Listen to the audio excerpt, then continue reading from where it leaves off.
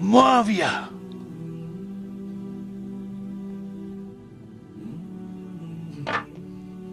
तुम्हें 2 लिबास और पेट भर के खाने से ज्यादा क्या चाहिए? अम्वाले गनीमत खलीफा और उनके मुतवल्लियों के पास क्या कर रहा है? अपनी जाती सरवत की तरक्की, इस भूखी उम्मत की खुशहाली या आबादी के लिए खर्च हो रहा है? सर अबू जर गिफारी रज़ियल्लाहु ताला अन्हु के तो हालात बयान करने के लिए बड़ा पत्थर का दिल चाहिए, इतने सोजो गुदास वाली जिंदगी। हाँ, जामिया तिरमिज़ी में हदीस है, नबी सल्लल्लाहु अलैहि वसल्लम ने इरशाद फरमाया कि इस नीली छतरी के नीचे अबू जर गिफारी से सच्चा इंसान कोई नहीं। कौन कह रहा है? नबी सल्लल्लाहु अलैहि वसल्लम, जो खुद सादिक और अमीन। और जामिया तिरमिज़ी में एक और हदीस है, नबी अलैहिस्सलाम ने फरमाया कि अबू जर गिफारी से बढ़कर कोई अहद वफा करने वाला और ज़ुहद में मेरी उम्मत में नहीं है। ये मेरी उम्मत में ईसा इब्ने मरियम की मिसल है, अबू जर गिफारी। और ईसा इब्ने मरियम वो है जिनके बारे में रवायतों में आता है कि वो दुनिया से इतने जाहिद थे कि वो बर्तन में पानी भी नहीं पीते थे। वो कहते थे ये दुनिया का माल है, अपने हाथों में पानी पिया करते थे। यानी दुनिया को 3 तलाकें दी हुई थी। तो नबी अलैहिस्सलाम फरमाया मेरी उम्मत में सैयदना ईसा इब्ने मरियम की मिसल ज़ुहद में अबू जर गिफारी है। ये लफ्ज है अबू जर गिफारी, गफ्फारी नहीं है लफ्ज, गिफारी ज़ेर है और फा के ऊपर तशदीद भी नहीं है। तो अबू जर गिफारी रज़ियल्लाहु ताला अन्हु अलैहिस्सलाम नबी अलैहिस्सलाम के लाडले असहाब में से थे। सही बुखारी में इनके कबूल इस्लाम का पूरा वाकया मौजूद है। इन तक जब दावत पहुंची कि इस तरह एक पैगंबर आए हैं मक्के की सरजमीन में जिन्होंने दावा नबूवत किया, तो ये इन्होंने पहले अपने भाई को भेजा कि खैर खबर लेके आओ, तो उन्होंने बताया हाँ इस तरह एक शख्स है। फिर ये खुद रखते सफर बांध के नबी सल्लल्लाहु अलैहि वसल्लम की खिदमत में हाजिर हुए मक्का शरीफ में। तो सही बुखारी में आता है कि ये गए, यानी मक्का शरीफ में अब डर भी रहे थे मैं, क्योंकि इनको पता था कि नबी इस्लाम की मुखालफत भी बहुत ज्यादा है कि अगर मैं किसी से नबी इस्लाम के बारे में पूछा तो हो सकता है मेरे साथ कोई ऐसी एक्टिविटी परफॉर्म ना कर दे। तो ये हरम मक्का में इन्होंने डेरा डाल लिया और कहते हैं मैं जितने दिन वहां रहा ना तो आबे ज़मज़म ही पीता था। जब मेरी खजूरें खत्म हो गई, ज़मज़म खाने का काम भी करता था और पीने का भी, ज़मज़म ताकत वाला पानी। तो कहते हैं सबसे पहले मेरी जिस शख्स से मुलाकात हुई वो सैयदना अली इब्न अबी तालिब थे रज़ियल्लाहु ताला अन्हु अलैहिस्सलाम।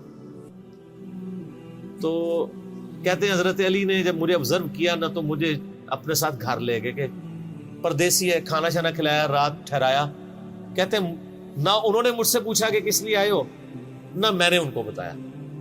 ये मैं आपको अखलाकियात बता रहा हूँ कि दावत का काम कितना ठंडे करके करना पड़ता है। आप तो कहते हैं पहले दिन ही किसी को रफुल ईदैन शुरू करवा दें, इतना आसान नहीं होता ये। तो दूसरा दिन भी इसी तरह गुजरा, तीसरा दिन भी।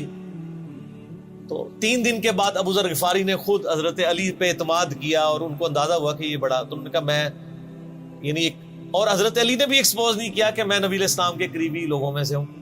तो उनका कि मुझे तुम एक अच्छे इंसान लगे हो तो मैं इस काम के लिए आया हूं, तो तुम मुझे गाइड करो मोहम्मद इब्न अब्दुल्ला के बारे में, मैं उनसे मिलना चाहता हूँ सल्लल्लाहु अलैहि वसल्लम। तो सैयदना अली ने कहा कि वाकई वो तो अल्लाह के पैगंबर हैं और इस तरह। तो फिर वो हजरत अबू जर गिफारी को नबी इस्लाम के पास ले गए। नबी इस्लाम के पास थोड़ी देर बैठे, उन्होंने इस्लाम कबूल कर लिया।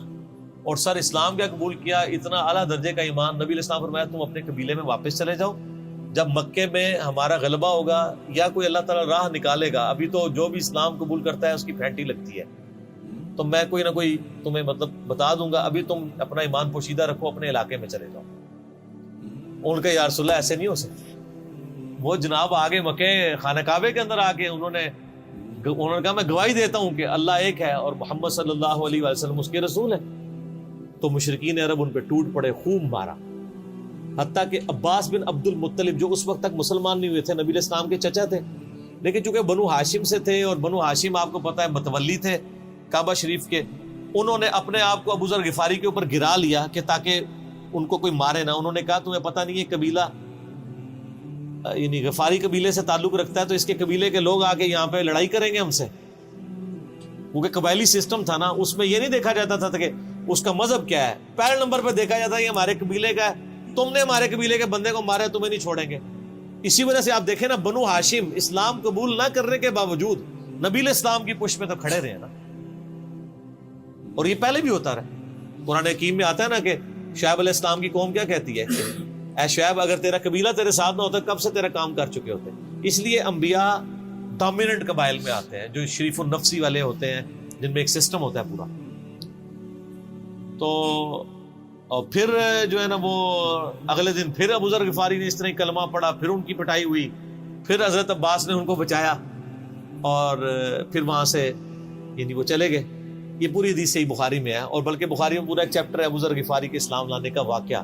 امام بخاری نے ابو ذر غفاری کا پروٹوکول یہ رکھا ہے کہ اسلام کا پورا چیپٹر بنایا ہے ابو ذر غفاری کے اسلام لانے کا واقعہ. باقی یہ درویش صفت آدمی تھی اور دنیا کو 3 طلاقیں دی ہوئی، اور وہ اس لیے کہ انہوں نے نبی علیہ السلام کو بڑا کلوزلی آبزرو کیا تھا. نبی علیہ السلام کی جتنی احادیث دنیا سے زہد اور دنیا پرستی کی مذمت پہ ہے نا، اکثر احادیث کے راوی ابو ذر غفاری. چونکہ انہوں نے نبی علیہ السلام کو بڑا کلوزلی آبزرو کیا تھا تو اس لیے وہ صحابہ کرام پہ جب دنیا کے خزانے کھول دیے گئے، اور بعض اصحاب اور بعض تابعین میں انہوں نے جب دنیا کی محبت میں غلبہ اور عیاشی کا لیول دیکھا تو ان سے وہ برداشت نہیں ہوتا تھا. اور تو نبی علیہ السلام کی صحبت کی ہوئی تھی، خدا بے نیاز ہے. وہ کہتے تھے یہ دیکھو یار ہم لوگ تو فاقے کرتے تھے اور ہمارا پیغمبر ہمیں یہاں تک تعلیمات دیتا تھا کہ اے اللہ محمد اور آل محمد کو بس اتنا ہی رزق دینا کہ روح اور جسم کا رشتہ برقرار رہے. یہ حدیث بخاری و مسلم میں ہے، اور بخاری و مسلم میں حدیث ہے حضرت عمر کو نبی علیہ السلام نے ڈانٹتے ہوئے کہا جب وہ چٹائی کے نشان دیکھے، ان کا یا رسول اللہ رو پڑے کہ کیسر و کسرا تو دنیا کے مزے لوٹ رہے ہیں اور آپ اللہ کے نبی. تو آپ فرمایا کہ تم اس پہ خوش نہیں کہ وہ دنیا کے مزے لوٹیں اور تم آخرت کی سعادت لوٹو. اور لگتا ہے عمر تم پہ دنیا کی حقیقت آج بھی نہیں کھلی. جن لوگوں کے سامنے یہ ساری چیزیں تھیں، جن لوگوں نے نبی علیہ السلام کا وہ پیریڈ دیکھا تھا، پھر ان کو یہ بھی پتا تھا کہ بخاری و مسلم میں نبی علیہ السلام کے جو آخری خطبات میں سے شہدائے احد کے اوپر جو نماز جنازہ آپ نے 8 سال بعد پڑھی، اور وہاں پہ آپ نے جنازے یعنی ادھر قبرستان میں خطبہ دیا عبرت کے لیے، اور اس میں کئی چیزیں تھیں. ایک تو یہ تھی کہ یہ یہاں پہ وہ لوگ دفن ہیں جنہوں نے اسلام کے لیے قربانی دی ہے اور ان کا پھل تم نے کھانا ہے. وہ دنیا سے اسی طریقے سے گئے ہیں، کفن میں نہیں دیا گیا کئی لوگوں کو. نمبر 2، اسی میدان میں مال غنیمت سمیٹنے کی وجہ سے ایک فتح شکست میں بدل گئی تھی، جبکہ اللہ کے نبی بھی موجود تھے. اللہ نے اس کا بھی لحاظ نہیں کیا اور وہ فتح شکست میں بدل گئی کہ انہوں نے مال غنیمت لپیٹنے میں نبی علیہ السلام کی حکم حدولی کر دی، تو تاکہ بعد میں یہ معاملہ نہ ہو. تو وہاں آپ کا خطبہ بخاری مسلم دونوں میں آپ نے فرمایا کہ، اور حضرت عقبہ ابن عامر کہتے ہیں میں نے آخری دفعہ نبی علیہ السلام کو ممبر پہ اسی دن دیکھا تھا. آپ نے فرمایا کہ میں اللہ کی قسم اپنے حوض کوثر کو اس وقت دیکھ رہا ہوں، اللہ نے دکھا دیا. اور آپ نے فرمایا کہ مجھے یہ خطرہ نہیں ہے کہ تم میرے بعد شرک کرنے لگو، لیکن مجھے ڈر ہے کہ تم دنیا کے مال میں پھنس جاؤ گے اور پھر تم ایک دوسرے کو قتل کرو گے جس طرح اگلی قوموں نے کیا، اور تم بھی تباہ و برباد کر دیے جاؤ گے جس طرح اگلے. اس سے زیادہ کیسے آپ ڈر سناتے؟ اب یہ ساری چیزیں موجود تھیں. آپ فرمایا مجھے خطرہ یہ ہے کہ دنیا کا مال تم پہ کھول دیا جائے گا، ان قریب کیسر و کسرا کے خزانے تمہارے پاس آ جائیں گے. جو بخاری مسلم میں آتا ہے نا کہ نبی علیہ السلام نے کہا کہ مجھے اللہ نے 2 خزانے عطا کر دیے، ٹھیک ہے، زمین کی خزانوں کی چابیاں، اور جس سے وہ بریلویوں نے کچھ اور ہی قیدا بنا لیا. اس میں موجود ہے کہ کیسر و کسرا کے خزانے، یعنی آپ کو بتایا گیا کہ رومن اور پرشین امپائر جو ہے مسلمان فتح کر لیں گے یرموک اور قادسیہ کے اندر، اور مسلمانوں کے پاس وہ دولتیں آ جائیں گی. پھر آہستہ آہستہ وہ بھی اسی دنیا کی محبت کا شکار ہو جائے گی. اب یہ ساری باتیں حضرت ابو ذر غفاری کے سامنے تھی، حتیٰ کہ صحیح بخاری میں آتا ہے کہ ابو ذر غفاری کہتے ہیں مجھے دن یاد ہے کہ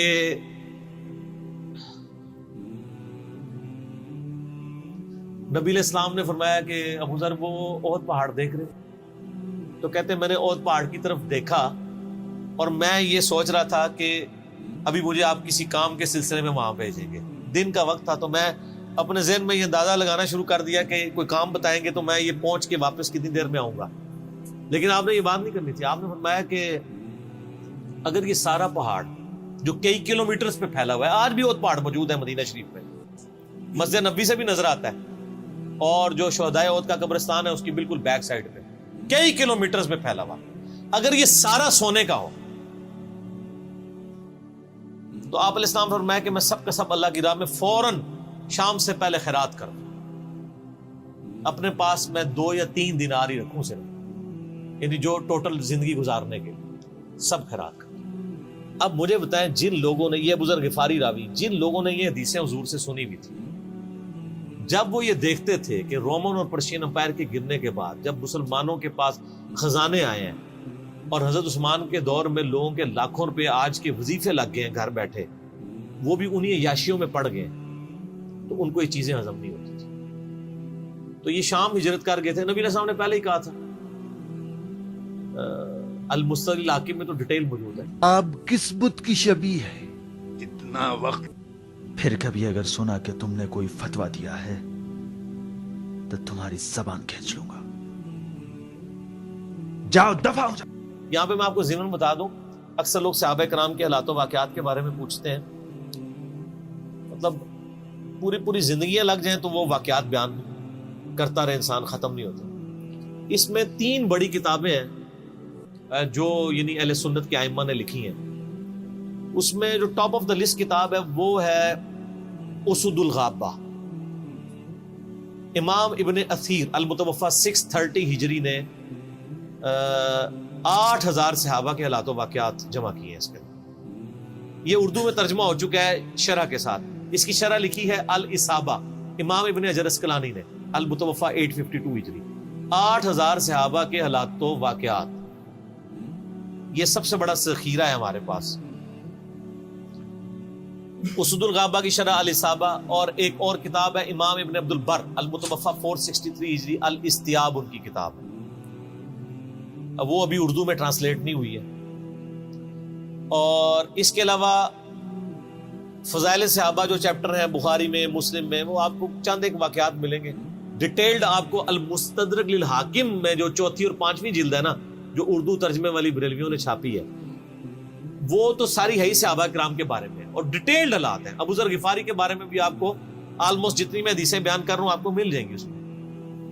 اس میں یہ حدیث نبی علیہ السلام نے, یعنی یہ حدیث ہے المستدرک للحاکم میں صحیح سند سے, کہ فرمایا آپ علیہ السلام نے کہ ابو ذر تیرا کیا حال ہوگا جب تو بھوسا لوگوں میں رہ جائے گا. اور آپ نے یوں انگلیاں ڈالی. اور ابو ذر غفاری کا انتقال 32 ہجری میں ہوا ہے حضرت عثمان کے دور میں. یہ بات عبداللہ بن عمر بن عاص کے بارے میں نہیں کہی تھی؟ وہ بھی ہے, وہ تو صحیح بخاری میں ہے. عبداللہ بن عمر بن عاص کو نبی علیہ السلام نے فرمایا تھا کہ تو بھوسا لوگوں میں رہ جائے گا. سیم الفاظ حضرت ابو ذر غفاری کے بارے میں حاکم میں ہے. آپ مستدرک الحاکم کا چیپٹر کھول, وہ تو یزید کے دور تک گئے تھے نا, یہ حضرت عثمان غنی کے دور میں بہت ہوئے. انہیں حضرت عثمان غنی برے نہیں تھے نعوذ باللہ, یعنی ان کے دور میں عیاشی کا لیول لوگوں کا یہ ہو گیا تھا. تو یہ یعنی اس میں پھر حدیث میں الفاظ ہیں نبی علیہ السلام سے, پھر انہوں نے کہا یا رسول اللہ میں کیا کروں, تلوار اٹھا لوں؟ آپ فرمایا صبر کرنا اور اپنی زبان سے تم حق بات کی تلقین کرتے رہنا, پھر آپ کو حاکم میں ملے گا. نبی علیہ السلام فرمایا کہ ان قریب تمہیں مدینے سے نکال دیا جائے گا, شام چلے جاؤ گے وہاں سے بھی نکال دیا جائے گا. اور سر ایک بڑی دردناک حدیث ابو ذر غفاری کے پاس, وہ حاکم میں ہی ہے, المستدرک الحاکم میں. ہاں غزوہ تبوک آپ کو پتا ہے ایک ایسا غزوہ تھا جس میں جو شرکت نہیں کرے گا وہ منافق ڈکلیئر ہوگا. قرآن میں فتویٰ آ گیا تھا. اس سے پہلے کبھی نفیر عام نہیں تھی, یہ پہلا اور آخری موقع تھا, کیونکہ رومن امپائر سے ٹکرانا تھا. سپر پاور تھی دنیا کی, 1.5 لاکھ کی فوج لے کے کیسرے روم بارڈر پہ آ گیا تھا عرب کے. تو نبی علیہ السلام نے اناؤنسمنٹ کی کہ بھئی اب سب نے جانا ہے, جو نہیں جائے گا منافق شمار ہوگا, الا یہ کہ کسی کے پاس ریسورسز نہ ہو, یا کوئی مریض ہو, یا کوئی عورت ہو, یا کوئی معذور ہو. منافقین آگے بہانے کر رہے تھے, کچھ سادہ لوگ مسلمان بھی اس کا حصہ بن گئے. بخاری مسلم میں 3 اصحاب کی توبہ کا واقعہ بھی موجود ہے, وہ بھی میری ویڈیو ریکارڈڈ ہے. تو کعب بن مالک کی رضی اللہ تعالیٰ عنہ علیہ السلام, کچھ لوگ جو ہے وہ یعنی اپنے ان معاملات کی وجہ سے کچھ پیچھے بھی رہ گئے. تو المستقل الحاکم میں آتا ہے کہ صحابہ کرام کہتے ہیں کہ ہم نبی علیہ السلام کے ساتھ سفر پہ نکلے نا جب، تو نبی علیہ السلام کو آگے کوئی بتاتا تھا، کہتا تھا یا رسول اللہ وہ جو فلاں بندہ تھا نا وہ بھی کوئی نہیں آیا، پیچھے رہ گیا. تو آپ علیہ السلام پرواہ نہیں کرتے تھے. پھر بتایا گیا یا رسول اللہ وہ بھی کوئی نہیں، یعنی جڑے نعرے مارتے سن اچے اچے جدو ایتھے کسی کو دسایا جائے گا سر وہ تہاڈا پکا جڑا یار ہے بیلی وہ بھی کوئی نہیں تھے. تو حضور علیہ السلام کو لوگ نا فیڈ بیک دیتے یا رسول اللہ وہ بھی غائب ہے، وہ بھی نہیں آیا. اب 30,000 کے لشکر میں آپ نے کوئی ریکارڈ تو نہیں رکھا تھا، رجسٹر تھا، لیکن کدھر 30,000 بندوں میں کدھر کوئی رکھ سکتا ہے صاحب اس طرح. یا رسول اللہ وہ بھی رہ گیا، وہ بھی. تو حضور علیہ السلام کہتے ٹھیک. آپ فرماتے تھے اللہ چاہے گا تو آ جائے گا، نہیں آئے گا تو نہیں آئے. تو کسی نے کہا کہ وہ ابو ذر غفاری بھی پیچھے رہ گیا آیا، اور ابو ذر کو اس کے اونٹ نے روک لیا. اونٹ ہی نہیں اٹھ رہا تھا نا سر، وہ آپ کو گاڑی تو نہیں ہے نا جو سٹارٹ کر لیں گے آپ. اونٹ چلنے سے انکار کرتے ہیں، وہ کر سکتا ہے. اور سر سفر کتنا ہے؟ 700 کلومیٹر. 700 کلومیٹر کا ریگستانی سفر آج کے دور میں بھی کرنا مشکل ہے. سائیکل پہ نہیں آپ کر سکتے، پیدل تو آپ سوچ بھی نہیں سکتے. اونٹ کے بغیر کیسے ہو سکتا ہے؟ جس میں آپ کو اونٹ اس لیے بھی ضروری ہے کہ اس کے اوپر آپ نے سامان لادنا ہے. پانی نہیں راستے میں پینا. ریگستان میں تو کئی کلومیٹر تک کچھ بھی نہیں ہوتا، بھوکے پیاسے مریں گے. پھر آپ قافلے سے بھی جدا ہیں. تو ابو ذر غفاری کوشش کرتے رہے کس طریقے اونٹ. اسی دوران قافلہ نکل گیا آگے، تو وہ اونٹ اٹھا ہی نہیں ہے. تو حضرت ابو ذر غفاری نے اپنا سامان اپنی پیٹھ پہ لاد دیا، پیدل چل پڑے. ریگستانی سفر. حاکم کی روایت ہے کہ ہم نے دیکھا دور سے ایک اکیلا شخص آ ہے جس کی پیٹھ کے اوپر بورا لدا ہوا ہے. تو نبی علیہ السلام کی آپ محبت دیکھے، آپ نے فرمایا کہ تو ابو ذر ہو جا، یعنی جو آنے والا شخص ہے تو ابو ذر ہو. یعنی حضور نے خواہش کا اظہار کیا. آپ کو نظر تو نہیں آ رہا تھا یہ کون آ رہا ہے، آپ کی محبت. آپ کو پتا تھا ابو ذر غفاری نہیں رہ سکتا پیچھے. تو صحابہ کہتے ہیں آپ نے فرمایا تو ابو ذر ہو جا. تو صحابہ کہتے ہیں تھوڑی دیر بعد جب وہ قریب آئے تو ہم نے پہچان لیا ابو ذر غفاری ہیں. تو جب ہم نے پہچان لیا نا تو حضور علیہ السلام نے ان کے پہنچنے سے پہلے آپ نے فرمایا ابو ذر کو دیکھو اکیلا آ رہا ہے، اکیلے ہی دنیا سے جائے گا اور قیامت دن بھی اکیلا اٹھایا جائے گا. یہ اس حدیث کا بھی کچھ حصہ باقی ہے، میں بعد میں بیان کروں. پہلے میں اس کو کنکلوڈ کر لوں کہ صحیح بخاری میں آتا ہے کہ حضرت ابو ذر غفاری شام چلے گئے تھے. وہاں پہ چونکہ گورنر تھے حضرت معاویہ رضی اللہ تعالیٰ عنہ. وہ قرآن کی وہ جو سورہ توبہ کی آیات ہے نا، تو حضرت معاویہ کہتے تھے یہ تو اہل کتاب کے بارے میں آیات نازل ہوئی ہیں. تو وہ کہتے تھے نہیں، یہ سب کے بارے میں ہے. اب شرعی حکم یہ ہے کہ مال آپ جوڑ سکتے ہیں اگر آپ زکوٰۃ دے رہے ہیں، لیکن یہ پسندیدہ نہیں ہے. طریقہ نبوت یہ نہیں ہے. نبی علیہ السلام نہیں جوڑ سکتے تھے، پوری زندگی زکوٰۃ دینے کی نوبت نہیں آئی ہے، حالانکہ خمس ملتا تھا، خیرات کرتے تھے. ابو ذر غفاری کا جھگڑا یہ تھا کہ تم تو نبی کے اصحاب ہو، تم لوگوں کو یہ زیب ہی نہیں دیتا کہ تم لوگ اس طرح کے محلات میں رہو اور اس طرح مال جوڑو. تو اب چونکہ سینئر صحابی تھے، ان کو ہاتھ ڈالنا بھی آسان نہیں تھا. پھر نبی علیہ السلام نے فرمایا ہو کہ اس سے زیادہ سچا انسان ہی کوئی نہیں. تو حضرت معاویہ نے خط لکھا حضرت عثمان کو کہ جی اس بندے سے میری جان چھڑائے نا، اس کو آپ واپس بلائیں. حضرت معاویہ نے جب خط لکھا تو حضرت عثمان نے ان کو کہا تم مدینہ شریف واپس آ جاؤ. جان لو. مدینہ شریف جب یہ واپس آئے تو صحیح بخاری میں آتا ہے کہ لوگوں کا جھمگٹا لگ گیا ابو ذر غفاری کے گرد. لوگوں کو پتا تھا یہ تو بڑا زہد والا بندہ ہے. تو ابو ذر غفاری وہی حدیثیں سنایا کرتے تھے کہ حضور نے فرمایا یہ پہاڑ سونے کے برابر ہو تو میں خیرات کر دوں گا. جبکہ باقی صاحب کہتے تھے کہ مال جوڑنا جائز ہے اگر زکوٰۃ کوئی دیتا رہے. وہ یہ کہتے تھے کہ یار یہ تم لوگوں کو تو زیب نہیں نہ دیتا، یار تم لوگ تو یہ باتیں نہ کرو، تم لوگ نبی کی صحبت یافتہ ہو، تم لوگوں کو تو زہد ہونی چاہیے تم لوگوں کی زندگی میں. اب لوگوں کا ہجوم ان کے گرد لگ گیا اور پھر حضرت عثمان نے ان کو خلیفہ وقت بلایا اور کہا کہ یار تو خود ہی مدینہ شریف چھوڑ کے یہاں سے چلا جا، تیری وجہ سے فتنہ کھڑا ہو۔ حضرت عثمان نے کہا میں نے تو نبی علیہ السلام سے سنا تھا کہ حکمرانوں کی اطاعت کرنا، صبر کر لینا۔ تو ایک زبدہ نامی کا ایک گاؤں تھا مدینہ شریف کے پاس، شہر سے ہٹ کے، تو وہ پھر وہاں پہ ہجرت کر گئے۔ آپ دیکھیں ریونج کیسا تھا، لوگ کتنے ڈرے ہوئے تھے کہ ابو ذر اپنی بوڑھا شخص 80-90 سال کا بابا اپنی ایک بڑھیا بیوی کو لے کے اس عمر میں شہر بدر ہو رہا ہے اکیلا۔ آج نہیں آپ سوچ سکتے کسی جگہ آپ اکیلے جا کے پڑاؤ کریں، کسی بیابان کے اندر، ریگستان کے اندر۔ اس زمانے میں آپ سوچ رہے، آج کل بھی آپ مدینہ شریف کے گر چلے ہیں تو آپ وہاں نہیں ایک رات بھی گزار سکتے۔ تو کوئی شخص حضرت ابو ذر غفاری کو سی آف کرنے نہیں آیا سوائے حضرت علی کے، اور وہ بھی مدینے کی باؤنڈری تک آئے۔ ان کو پتا تھا ان کے سٹانس کے بارے میں مدینے کی باؤنڈری سے باہر نہیں جاؤں، اگر مجھے کوئی اس طرح کا یعنی حکم اجازت مل جاتی تو میں تیرے ساتھ جاتا۔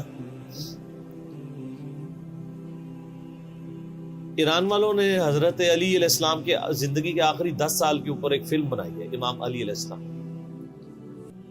اس میں ابو ذر غفاری کے سارے واقعات انہوں نے فلمائے ہیں، دیکھنے والے۔ جب مولا علی چھوڑنے آتے ہیں، پھر جو ان کی ڈیبیٹس ہوتی ہیں مدینہ شریف میں لوگوں کے ساتھ، وہ ساری انہوں نے ویڈیو میں فلما دی۔ جو تجھے کفن دے کے دفنائے گا اور جنازہ بھی پڑے گا، تو نے فکر نہیں کرنی، جب میں مر جاؤں تو میرے ماں کے ان کے مرنے کے بعد مسلمانوں کا ایک قافلہ دور سے آ رہا تھا۔ تو اسی مستقل حاکم کی حدیث میں آتا ہے کہ سر قافلہ بھی سنے پھر کون ہے؟ عبداللہ ابن مسعود۔ ابو ذر غفاری بھی زہد کے امام، ابن مسعود بھی زہد کے امام، ابو درداء بھی زہد کے امام۔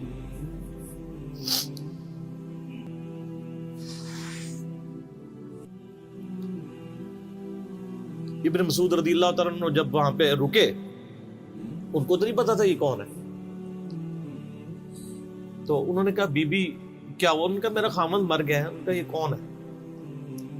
تو انہوں نے کہا ابو ذر غفاری۔ عبداللہ ابن مسعود کی چیخ نکل گئی، چیخ ماری انہوں نے، ان کا واہ۔ اللہ کے نبی نے فرمایا تھا کہ ابو ذر اکیلا آ رہا ہے تبوک کے موقع پہ، دنیا سے بھی اکیلا جائے گا، اور قیامت الدن بھی اکیلا اٹھائے گا۔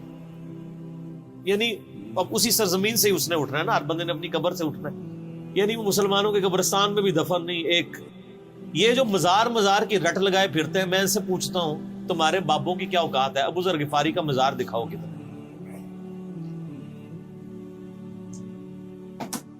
جو اس روئے ارض پہ نیلی چھتری کے نیچے سچا ترین انسان جس کو اللہ کے نبی کہہ رہے ہیں، اس کا کوئی مزار نہیں ہے۔ غریب المتنی میں مرا ہے، اس کی قبر بھی ایسی جگہ ہے جہاں مسلمانوں کے پاس قبریں بھی کوئی نہیں ہے، ایک ریگستان میں اکیلی قبر ہے، اس قبر کا بھی کسی کو نہیں پتا، اس پہ کوئی مزار بھی نہیں ہے، اور قیامت دن بھی اکیلا اٹھایا جائے گا، یعنی قیامت تک وہاں پہ کوئی قبرستان بھی نہیں بنے گا۔ ظاہر نبی علیہ السلام کی یہ بھی خبر ہے، تو کیا وہ ناکام ہو گیا؟ اگر مزارات ہی دلیل ہے کامیابی کی، تو عبداللہ ابن مسعود رضی اللہ تعالیٰ نے ان کو غسل دیا، کفن دیا اور دفنا دیا۔ یہ پوری ڈیٹیلز آپ کو المستقل حاکم میں مل جائے گی۔ تو ابو ذر غفاری ان چند شخصیات میں سے ہیں جن میں پوری امت کا اتفاق ہے ان کی نیکوکاری کے اوپر۔ شیعہ بھی ان کو بہت رسپیکٹ دیتے ہیں، اہل سنت بھی دیتے ہیں، صوفیاء کے ہاں بھی ان کو امام مانا جاتا ہے زہد کی وجہ سے۔ آپ تصوف کی جتنی کتابیں پڑھیں، چاہے امام غزالی کی ہوں، رسالہ کو شیریہ پڑھیں، اور لوگوں کو بھی پڑھنا شروع کریں، تو ابو ذر غفاری آپ کو زہد کے امام کے طور پہ ملیں گے کہ ان کی زندگی میں یعنی یہ زہد تھا کہ انہوں نے کس طرح کی زندگی گزاری.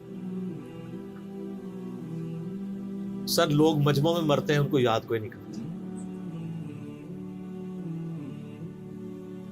اور ابو ذر غفاری کو آج بھی دنیا یاد کر رہے ہیں، ہم بھی یاد کر رہے ہیں رضی اللہ تعالی علیہ السلام.